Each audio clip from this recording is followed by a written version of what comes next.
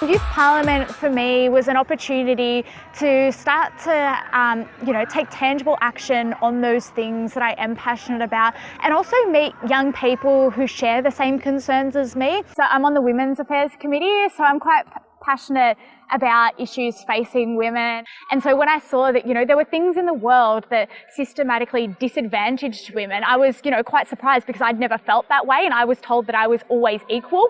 So, when I started learning about these things, I was, domestic violence and how that's more, prevalent towards women. I thought, as a woman, I need to take action on this for those who can't help themselves. A challenge I see young people face today would have to be with the prevalence of technology in society. I think that's a really obvious thing, because it's one of the themes that will colour our society in this generation. And I think it particularly pertains to young girls as well, the challenges with, increased use of social media, body image issues. And I think that's a really hard thing for people to look at all these things online and then reflect and be able to separate those two as well. I think it's a real struggle for youth, is separating that online world where we get to be who we want to be to reality and just actually being human.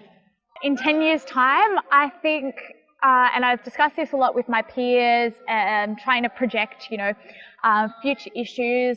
And one that we're currently seeing start to escalate a bit more now, and one that we have a few concerns about, would be the cost of university, and especially for some other demographics as well, and how that may further be a deterrent on some students striving to reach that tertiary education.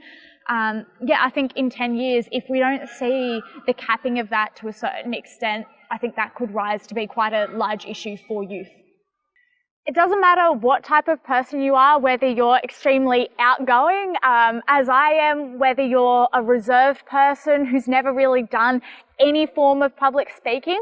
But if you have a passion and a will, I couldn't recommend Youth Parliament to you enough. If you have something that as a young person you think needs action taken on it and you want to have a voice, have a go, because Youth Parliament is just such an encouraging environment where you will feel like you belong no matter who you are. So please do it.